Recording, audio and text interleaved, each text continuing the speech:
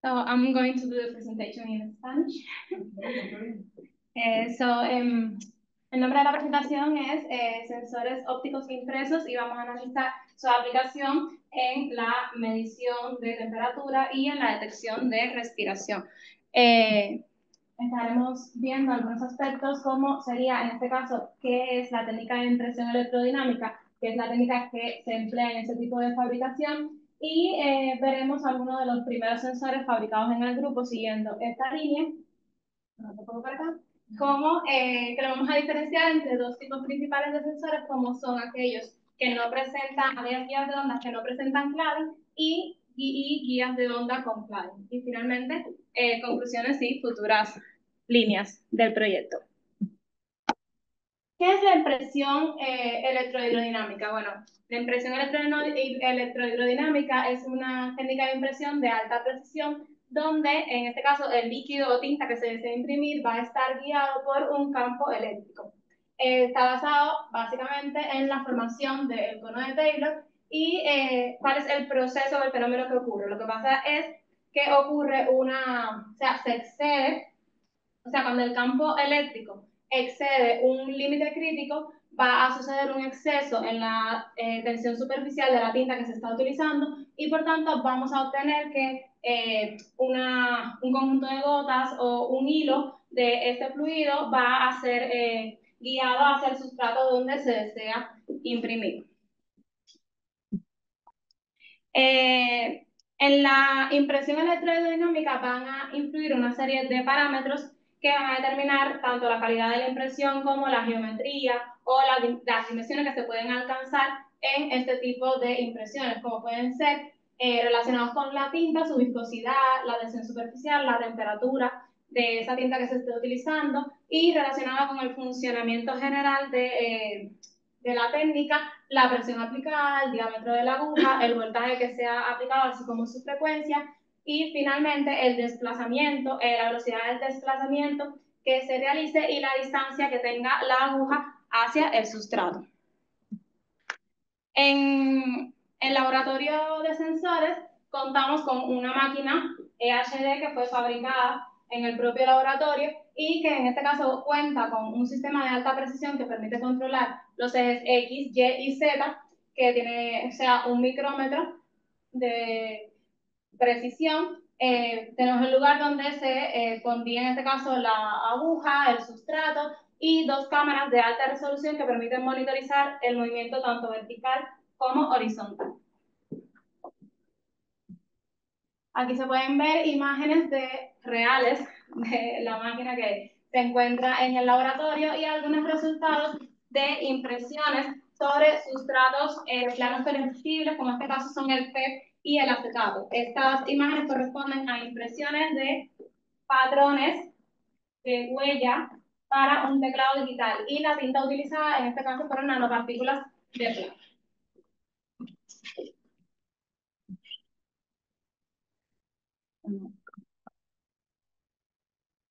Entonces, en el contexto de este proyecto, vamos a estar utilizando tintas que van a ser materiales poliméricos. ¿Cuáles son estos materiales que se han estado usando hasta el momento? Bueno, en este caso tenemos dos tipos de ácido poliacrílico. Uno que llamaremos un ácido poliacrílico que tiene mayor peso molecular y menor índice de refracción, y un ácido poliacrílico que tiene menor peso molecular y mayor índice de refracción. Y de igual forma estaremos usando un tipo de pegamento óptico que es el NOA 61, que es de curado ultravioleta y que tiene un índice de refracción aproximadamente de 1.56. Y los tipos de sustratos sobre los que se realizaron impresión en el contexto de este proyecto fueron todos sustratos planos, dos de tipo flexible, como son el caso de transparencias de impresión de acetato de índice de refracción 1.475 y PFA de 1.34 que tiene un índice menor de refracción, y de igual forma sí trabajaron imprimiendo sobre portaobjetos de vidrio que tienen un índice de refracción mayor. ¿Cuáles son los primeros sensores que se han fabricado? Bueno, primeramente vamos a hablar en el contexto de los sensores sin clave. ¿Cómo se realizó este tipo de impresión? Bueno, En este caso, para esta primera aplicación, que es la de detección de respiración, se utilizaron dos tipos de tinta. Una tinta, como les decía, el 961, que es un pegamento óptico, y otra que se obtuvo a través de una mezcla al 50% de los dos tipos de ácido poliacrílicos. Y se realizó una impresión utilizando una aguja de 50 micras, ambas sobre portaobjetos de vidrio de índice de refracción 1,52 para asegurar que no hubiesen pérdidas debido a la diferencia entre los índices de refracción. Se realizó la técnica de spin coating sobre estos portaobjetos con el ácido poliacrílico de menor índice de refracción. De esta forma se logra que la superficie tenga un índice de refracción menor que las dos tintas utilizadas. El acoplamiento, en este caso, fue un acoplamiento de tipo directo, donde antes del proceso de impresión, dos puntas de fibra de óptica, en este caso de 125 micras, 62 micras de núcleo, fueron posicionadas en el sustrato, enfrentadas antes de la impresión, y luego se realiza la impresión desde una punta hasta la otra. Esto asegura el acoplamiento. Fue usada una presión, o sea, se definen los parámetros de impresión, que en este caso fueron presión de 5 psi y una velocidad de 10 milímetros por segundo con un voltaje de 0,5 kV. Estas son las dimensiones que se alcanzaron con estos parámetros, o sea, las dimensiones de la guía van muy guiadas a los parámetros que se definen. Entonces vemos, y a las propiedades de la tinta, en el caso del NA 61 se obtuvo para los mismos parámetros de impresión una dimensión de 36 micras de diámetro, mientras que el PA alcanzó las 80 micras de diámetro. La forma de corroborar el funcionamiento de estos sensores como detectores de respiración fue a través de la utilización del siguiente setup, que es una configuración en transmisión que incluía una fuente de luz que en este caso va a ser un láser infrarrojo de 1310 nanómetros y los datos, en este caso estábamos haciendo mediciones de la intensidad de la luz transmitida a través de la guía y utilizamos un medidor de potencia que en este caso fue el Ricox 575E. Como las medidas de respiración o la detección de respiración está estrechamente ligada a la humedad que exista en el ambiente, para corroborar y para poder validar los datos obtenidos se utilizó un sensor electrónico de humedad como el que se encuentra en pantalla. Todos estos datos, tanto de la potencia recibida a la salida de la guía como los valores obtenidos a la salida del sensor de humedad, fueron recolectados a través de un osciloscopio digital. Si se visualizan los resultados de las mediciones obtenidas, se puede ver en pantalla en azul, vamos a tener los datos de humedad del sensor electrónico, de forma que para cada respiración, o sea, lo que se hace es respirar dinámicamente sobre el sensor y para cada respiración se obtiene un aumento de la humedad. En concordancia vemos que en naranja, a la salida de cada una de las vías de onda, vemos PA a la izquierda y no hace 61 a la derecha, lo que se obtiene es una disminución de la potencia a la salida que corresponde exactamente con el punto en el que se realizó la respiración y por tanto hubo un aumento de la humedad.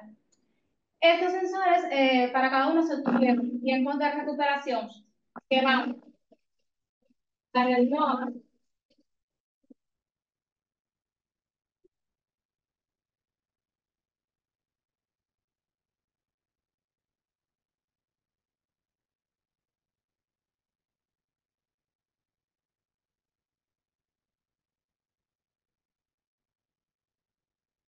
tiempos de recuperación que fueron para el caso de la ida de onda basada en NOA 61 de 3,7 segundos y para la basada en PA de 6 segundos.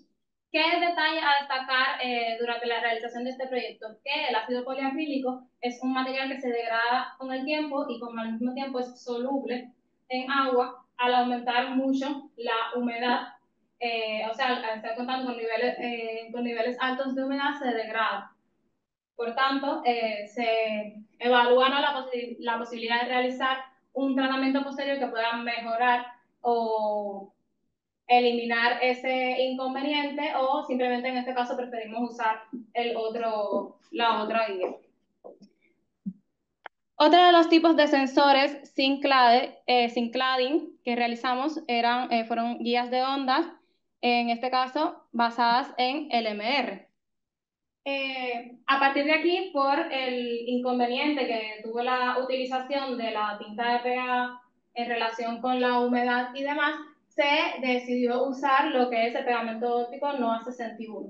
Entonces, el método de fabricación es muy parecido. En este caso se utilizó sustrato plano flexible PPA para imprimir la guía, y el método de acople continuó siendo el mismo con la siguiente variación de parámetros. ¿Cuál es la diferencia? Que luego del proceso de fabricación se realizó una deposición utilizando una máquina de sputtering DDC de una capa de óxido de estaño de aproximadamente 70 nanómetros para generar lo que sería el fenómeno LMR.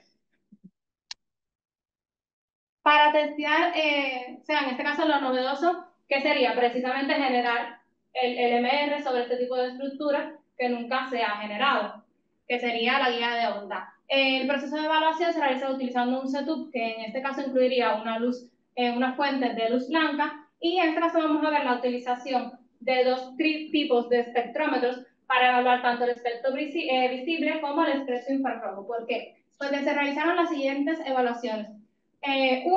Lo que determinaríamos una aplicación como tipo agonical sensor, en el que básicamente es de igual forma un detector de respiración en el que se puede ver la aparición del LMR tras la disposición, y cómo en dependencia de la distancia a la que se realice la respiración existe un desplazamiento del LMR hacia la derecha. Y luego se realizó otro tipo de experimento, en este caso evaluando el espectro infrarrojo, donde se realizaron medidas de diferentes concentraciones de glucosa sobre la guía de onda, y de igual forma se puede observar cómo el LMR, que inicialmente es, o sea, en los dos casos es en azul, la base inicial arriba sería en aire y abajo sería, tomando como base el índice de refracción del agua, cómo se desplaza en función del aumento de la concentración de las diferentes concentraciones de glucosa. ¿Cuál se puede decir que es el principal logro, por ponerle una palabra, de este proceso, ¿no?, experimental y de esta investigación? Es que el LMR, o sea, se puede observar en pantalla una comparación entre lo que sería el full half, me equivoqué, en las letras full half and width maximum de dos tipos de LMR. Uno, que fue el generado sobre la guía de onda, igual corresponde al primer LMR generado sobre la guía de onda, y en el segundo caso, el primer LMR, más o menos situado a la misma longitud de ondas sobre sustrato plano, que ya está más estudiado en el grupo de investigación. Entonces, se observa alrededor, o sea, reduce como hasta el 25% de lo que sería el ancho de banda, ¿no?, de ese LMR en el sustrato plano.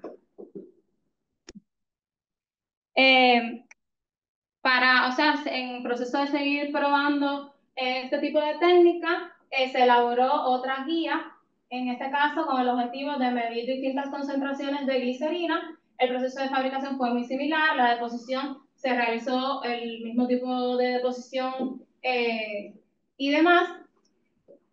Y bueno, o sea, esto es como la respuesta, ¿no?, en este caso del desplazamiento del LMR en función de las concentraciones de glicerina, que básicamente sería la exposición de el sin film, ¿no?, a diferentes índices de refracción.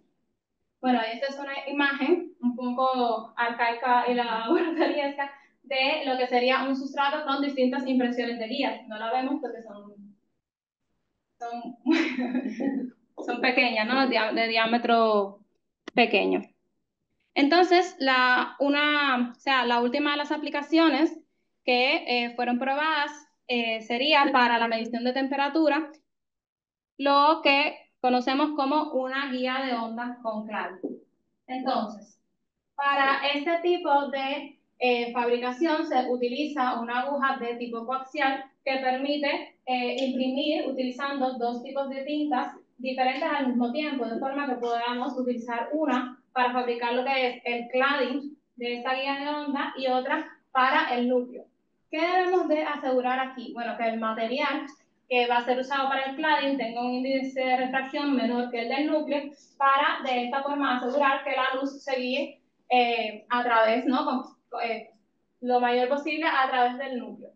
Entonces, en este caso, estas guías de onda fueron impresas sobre sustrato de tipo acetato que tiene un índice de refracción de 1,47,5 y aquí nos encontramos con uno de los problemas fundamentales que se tiene durante este tipo de impresión es que en dependencia de la tensión superficial de la tinta y la tensión superficial del sustrato, hay ocasiones en que los sustratos se comportan de forma hidrofóbica con las tintas, por lo cual no se permite la impresión. Entonces, lo que nosotros estamos realizando es, primeramente comenzamos con un tratamiento de tipo corona, lo que hace es generar una carga de plasma muy grande sobre el sustrato, de forma que permite incrementar la energía superficial del mismo y recientemente se adquirió otro equipamiento que es mucho más sencillo de manejar, que es simplemente como si fuera un lápiz que permite generar plasma sobre la superficie sobre la que se desea imprimir. En este caso, como les explicaba, para el cladding se usó el PA de mayor peso molecular, que es el PA con menor índice de refracción, y para el núcleo necesitábamos asegurar dos cosas. Uno, un mayor índice de refracción que el cladding y lo siguiente, dopar ese material con otra sustancia que permitiera que hacerlo sensible, ¿no?, a la medición de temperatura. En este caso se escogió la rodamina B, realizando una disolución que mezclaba los dos tipos de PA para asegurar un mayor índice de refracción y la rodamina. Finalmente vamos a tener un material para el núcleo que es sensible a la temperatura. Aquí pueden ver las dimensiones que se alcanzaron. Se tiene un diámetro del núcleo de alrededor de 117 micras y el cladding es la relación de 1:3 del núcleo cladding y es aproximadamente 3 veces el cladding para una altura de aproximadamente 18 micras.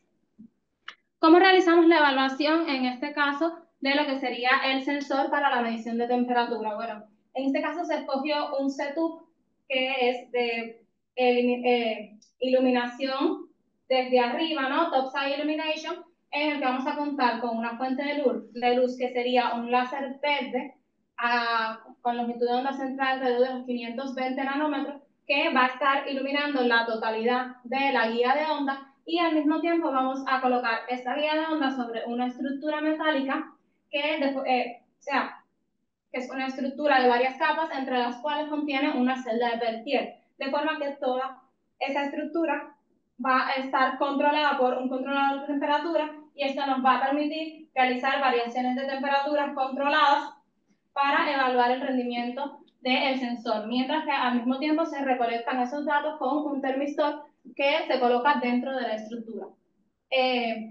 Los datos recogidos, o sea, a la salida de la guía de onda, se conectan a lo que sería un espectrómetro en el visible para poder analizar las variaciones en el espectro visible que experimenta la fluorescencia, ¿no? Porque la rodamina, no lo dije, pero es un material fluorescente y que va a experimentar según los cambios de temperatura.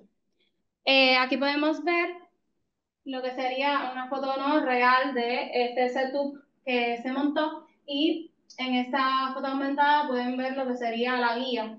Básicamente se ve como una línea un poco rosácea debido a la rodamina.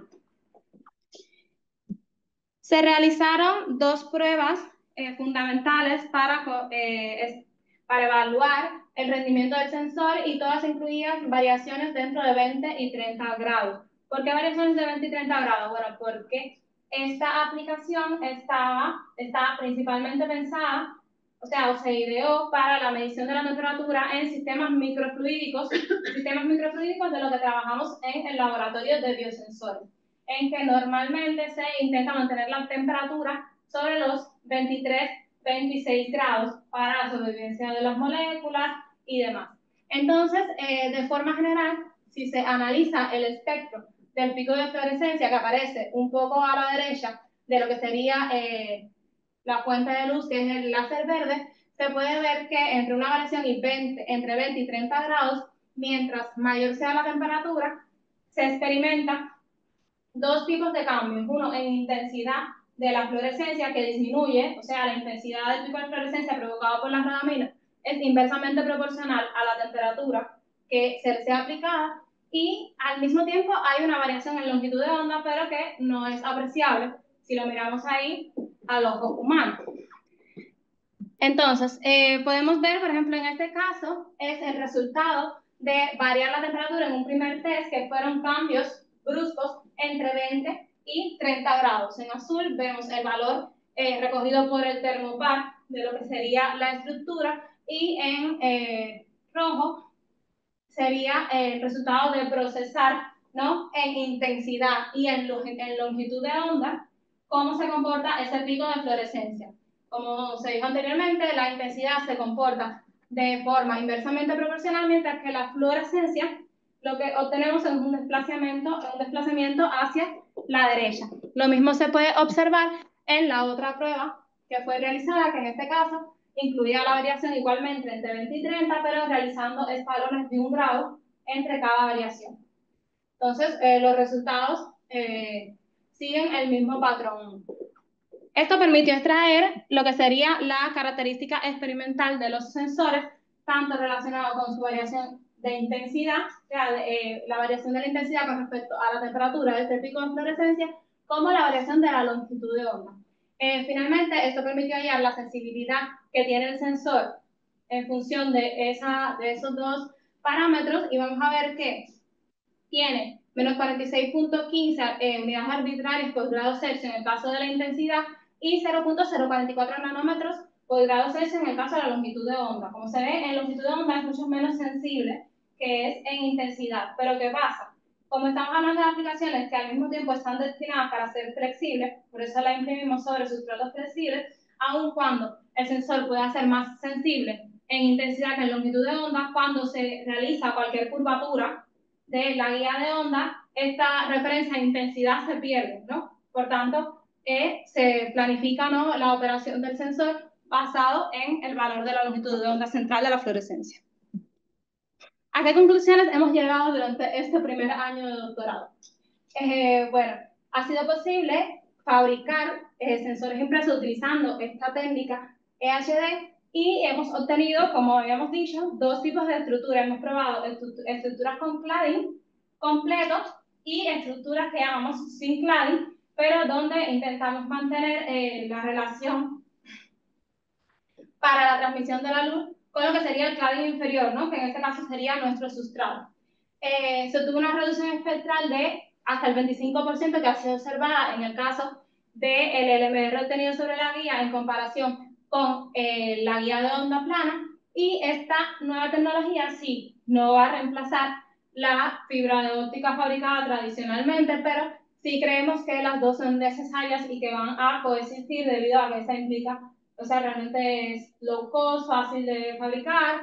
Y como futuras líneas, ¿qué queremos? Bueno, fabricar múltiples sensores en la misma plataforma, y ahora de forma muy cercana realizar una caracterización de los LMR obtenidos sobre estas guías de onda si variamos las dimensiones, o sea, de diámetro y altura de estas guías, para analizar realmente el performance, ¿no?, si logramos mejorar las características de ese LMR. También que usar sustratos que tengan índice de refracción muy bajo en el caso de que se quieran realizar, por ejemplo, mediciones de gases, y esto permitiría que cualquier tinta que se considere a través de la investigación que tenga características que sean buenas para imprimir puedan ser utilizadas.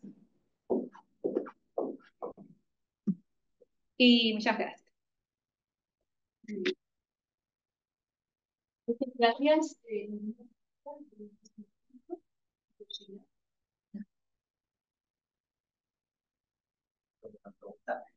Parece, bueno, enhorabuena por el trabajo, sobre todo en el primer año de doctorado. Bueno, o sea, es un trabajo enorme lo que te queda, ¿no? Que comentes un poco más. Nos parece muy sencilla la fabricación de esas guía ondas, encima con dos materiales, pero ¿cuántos son los parámetros que realmente se pueden ajustar para que eso se fabrique? ¿Puedes enumerarlos?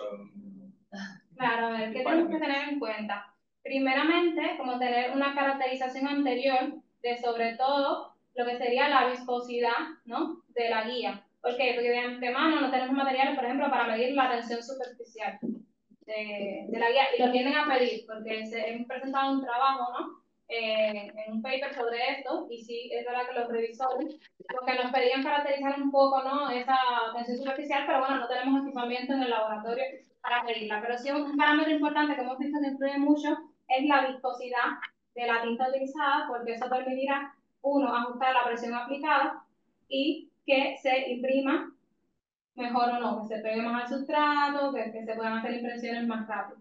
Y por ejemplo, algo que fue importante a la hora de imprimir la guía de onda con cladding era que primeramente se estaba intentando aplicar la misma presión para el cladding y para el núcleo, pero al final del proceso, como nos dimos cuenta que teníamos que diferenciar la presión aplicada porque había un material que tenía menor peso molecular y entonces como fluía de una forma, ¿no?, diferente al otro. Entonces son esos detalles. Luego, en el caso de la impresión en HD, como involucra la creación de un campo eléctrico, hay que jugar un poco con qué campo eléctrico aplicar porque cada tinta necesita, en función de la tensión superficial, un campo eléctrico diferente, ¿no? Entonces hay que jugar mucho con eso. Y luego es importante también, pero es importante todo, la velocidad a la que se realiza la impresión, porque en teoría, mientras mayor sea la velocidad, vamos a lograr guías más estrechas.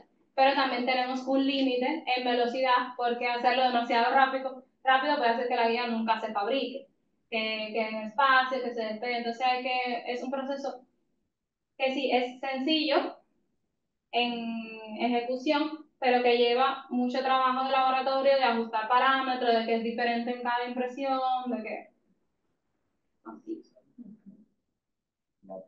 La temperatura también, ¿no?, de la tinta o de la superficie sobre la que se deposita. Sí, en teoría, o sea, la temperatura es uno de los parámetros que influye, pero por lo menos en el caso de las tintas con las que hemos trabajado a temperatura ambiente. O sea, no hemos tenido un requerimiento especial relacionado con la temperatura, ni en el caso de los sustratos, ni en el caso, o sea, de la tinta. Lo que sí es verdad que a la mayoría, por no decir que a todos los sustratos, hemos tenido que realizar el tratamiento de plasma para poder asegurar la adherencia de la tinta al sustrato.